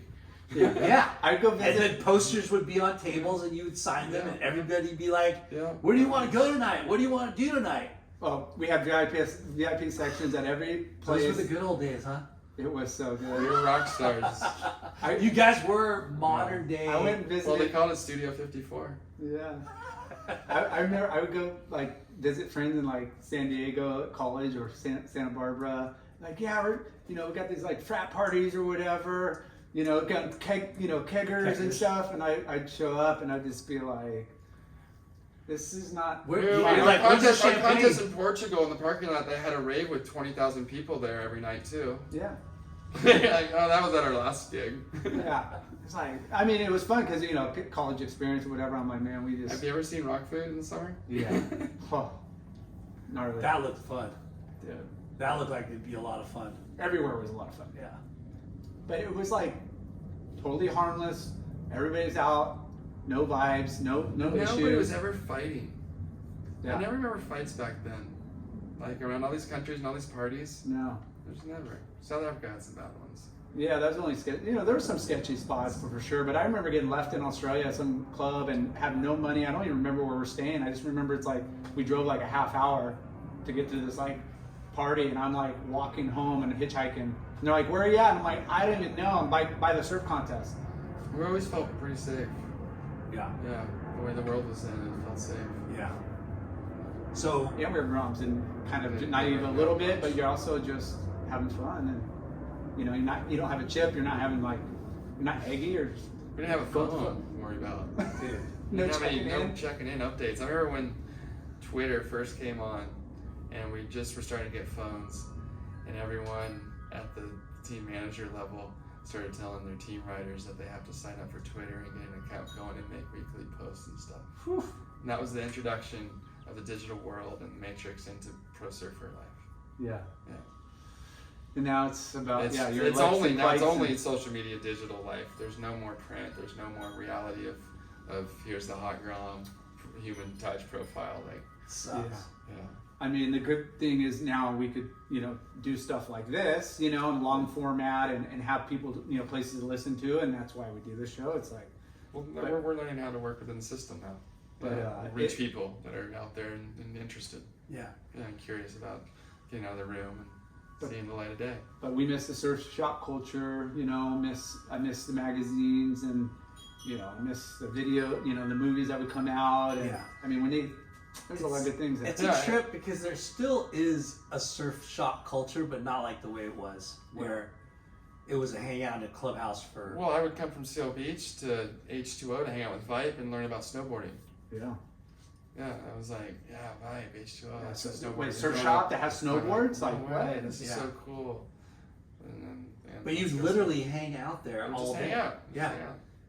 Pop in the next video and just freaking. But you Yeah. couldn't get hired at a surf shop unless you had street surf cred. Oh, yeah, like, you yeah. know, you couldn't just go like, I'm filling out, they would take your application, yeah, sure. And Yeah. it was like you had to be vetted, Yeah. both, you know, in the water and on the streets. Like, okay, this is a homie, this is a good person, a girl, whatever. Like, Yeah. now it's like I go in and I'm like, do you guys even surf? Like, who are you? Like, No, they Not surfed. everywhere. They were a pack that you saw them. There was like 4 or 5 of them. One of them had a hardboard. The other 4 had soft tops. And then they went out in the water and they were like, yeah, I'm thinking about buying this board online. You know, it's used. And then they're like, well, did you try your one friend that has a hardboards board yet? And that's like a typical conversation out in the water nowadays. Is Yeah. You're trying to get those surfers that have all went out and bought that soft top yeah, to now get their first hardboard and really start surfing. yeah. There's a big difference. Yeah. Yeah, we talk about like, you know, just the joy standing up and gliding on a wave, but the white water is like one thing which you're talking about, soft tops, like going straight, maybe, you know, trying to get to the open face and then trimming on a real Yeah. green, blue face wave, and it's just like Catching that first wave. way different and vibe.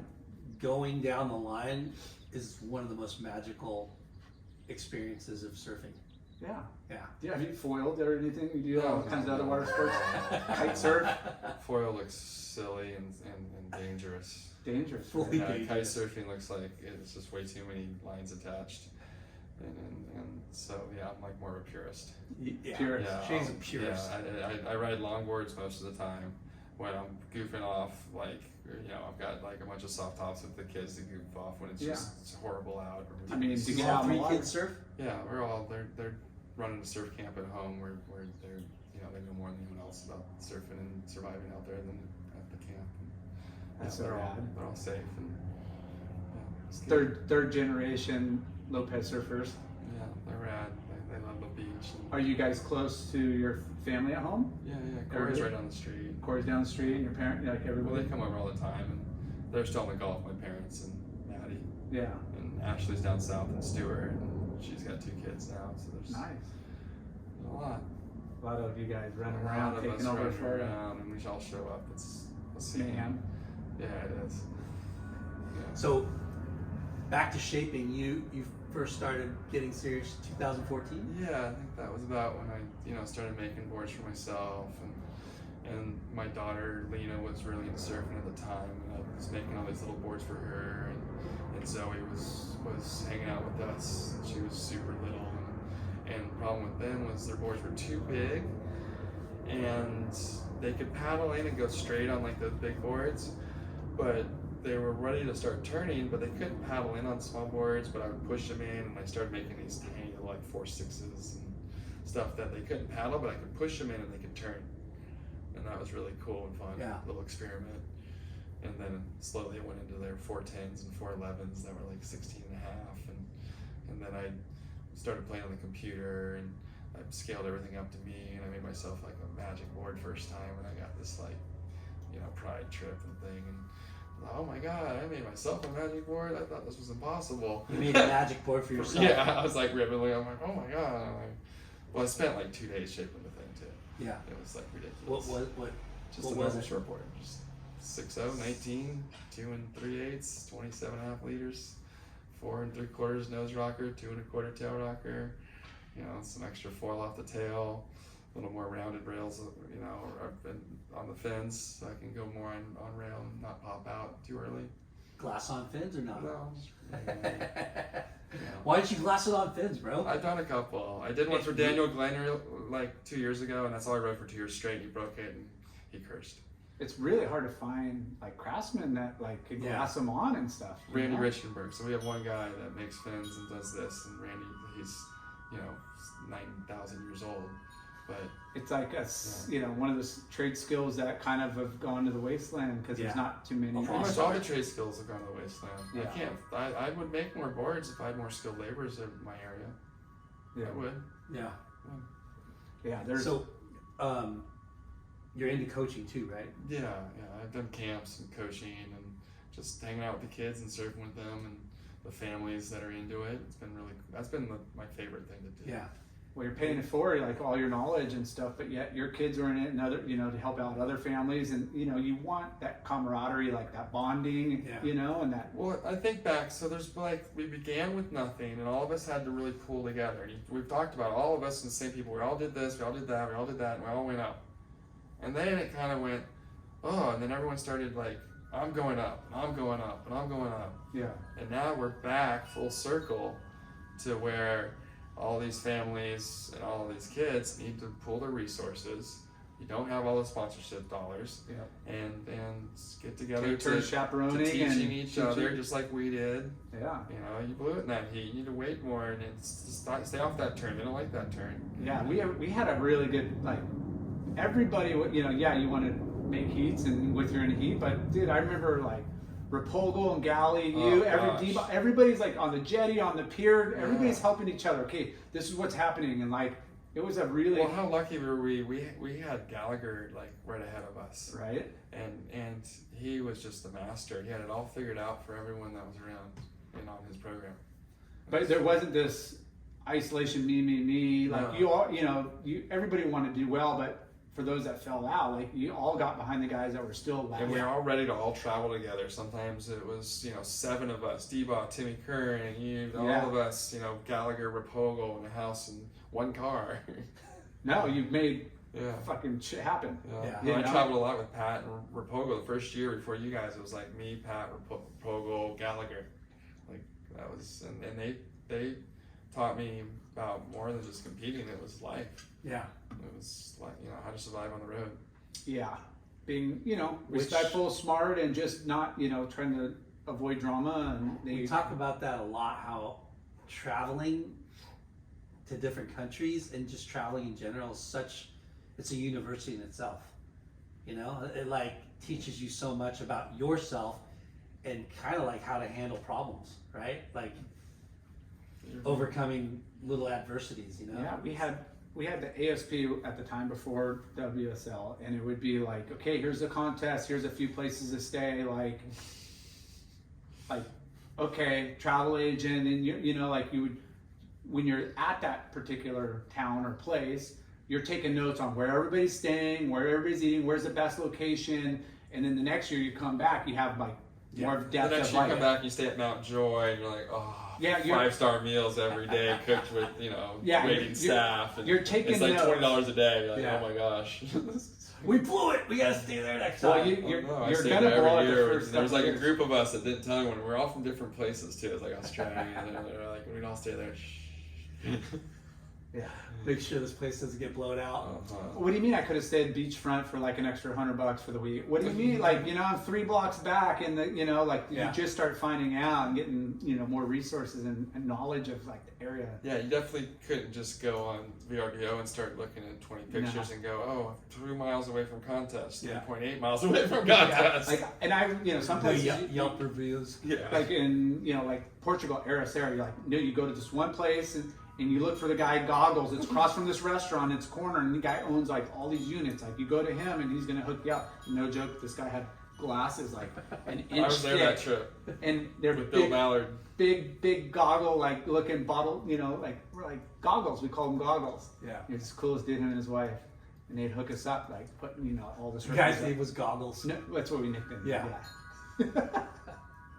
And were you there when we ruined all the cars too, and the ice plants and the burnouts? Dorian and Yes. yes, I think that was when Tupac got shot and Oh, he really? died. Yeah, we all took our 40 ounces and went on the bluff and trashed all of our rental cars. In the Right? Yeah. paid homage to Tupac. We did. Yes. Dorian Yes. and Cody, everybody had like the. we all Cody had and hip-hop. Dorian were in charge of this. We all had hip hop in our mixes of Cody and all of it, Dorian. but we were like, we're going out to the. There was this giant dirt field with ice plants, and we just started. Celebration of life for We were just Tupac. started donating and Any trashing excuse our to do cars. stupid things. Yeah, we ruined our cars, and somebody, their car like just died. And they had to get it towed. I made it back to where we were staying, and called a car rental place, and they came and brought me a new car like a day or two later. Drove it out and replaced it because it was, yeah, we trashed cars. Full insurance. There were a lot of new rules made after our visits. You try not to put the coffin, the board bags on top of the car at the rental place because they knew you would. Smash You're strapping and you're denting Yeah. the roofs, and we're trying to take it back and bang it. Dude. So you're not supposed to take, like in Europe, like there's a country every like other block. You go to a different Oh country. yeah. Yeah. And so you're not supposed to take them from country to country. And then they end up going to other countries and they're getting left in other countries. And just the rent-a-car thing. Yeah. No. So bad. So many. I mean, there's like a million different like stories of car rental, like just because that's part of traveling, and shit goes wrong, and you got a rental car. It's like kind of abuse it. You're flipped on the dirt path down to Budgie. Yeah, dude. A lot of sketchy. I hit a Yeah. kangaroo in West Donnie Island. Solomon flipped our. Remember when we flipped the car on the way down to left-handers or something? With Donnie Solomon driving. Yeah. We went right up to the left. Yeah. It's crazy. like, so it was like ice. It was like dirt in the morning. These little streets you gotta go and check every one in West Oz. But they have like no shoulders. It's Yeah, like and it all- just goes down into soft like clay. And so you like start sliding off it, and then you go off.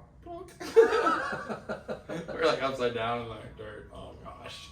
Get full insurance every time. Did you flip it back over or no? Yeah, we got so we waved a bunch of people coming down next, and so there was like 15 of us. Oh, and we flipped it over. Yeah.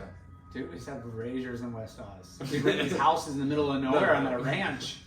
And it would be like The first year at the car park, the RV park. The we RV all park we was all good. with the Santa Cruz guys and Barney and all. well, of see, them. that's the thing is like you start Yeah. first few years, you're like, okay, close, easy, right here. Then you're like, you know what? Like, wait, what do you mean you could rent like a 6-bedroom house like a mile up the road and not have anybody bother Yeah. you? But the first years when we were all in the little RV park at Margaret River, and like Rufo, Rat Boy, Barney, all these guys were all in like there's like 6 of them, and then there's like all of us, like 6 of us in one little, and there's like 2 bunk bed setups in a bathroom, and we're like talking about an RV that's like 12 by 6. Yeah. Yeah.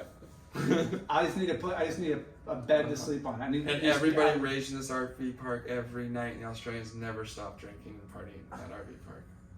Very park. Sounds like a blast. Yeah. It was. It was really fun. But there was cool shit, you know. And like- that was at Margaret River? Yeah. Yeah. It was a blast for everyone except the people still trying to compete. Yeah. Because once you were out, it turned into just this craziness, and all the people trying to compete are like, oh, still competing. Yeah.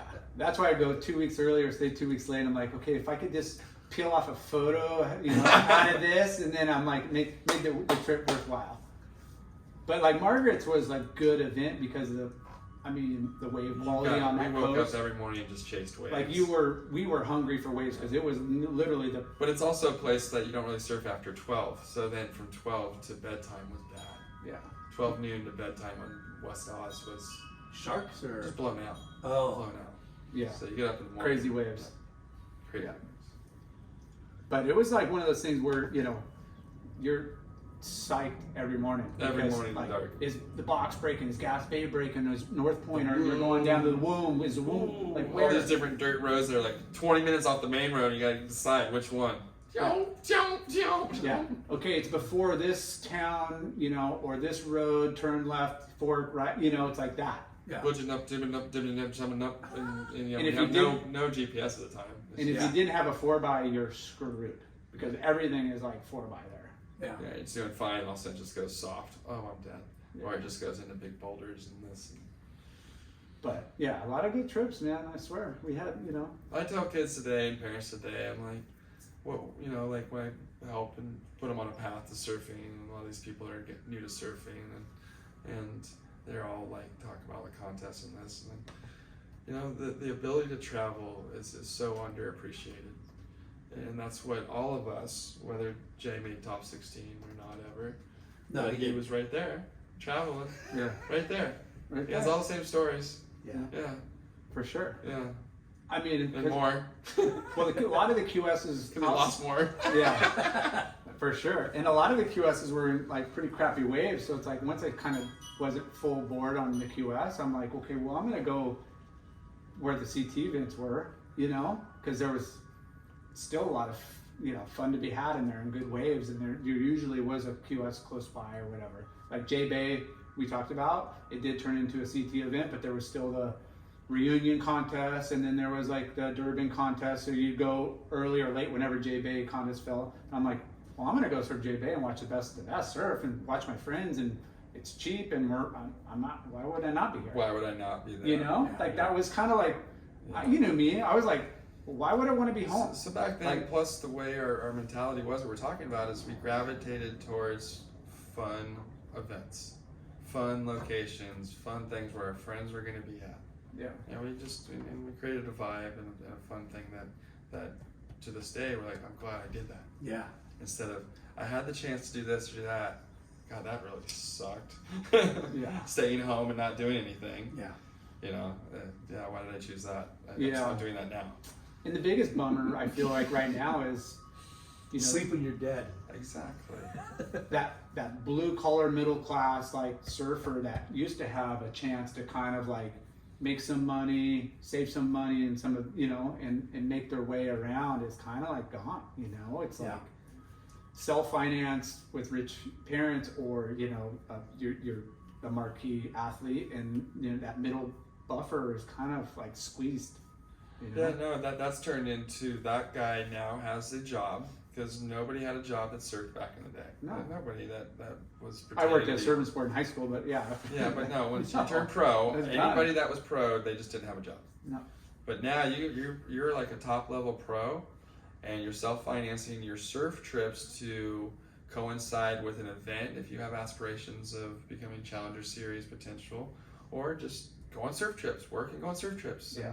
Surf with your friends, and create that scene and vibe that you're gonna remember when you get older. Yeah, traveling and hanging out with your bros. I mean, that's what we talk about. I'm bringing up Yeah. waves and stuff, but what are we talking about? We're talking about Yeah. the parties and nights, the sleep outs, the barbecues, going to the Experiences. you know, Yeah. Every one of them, safaris.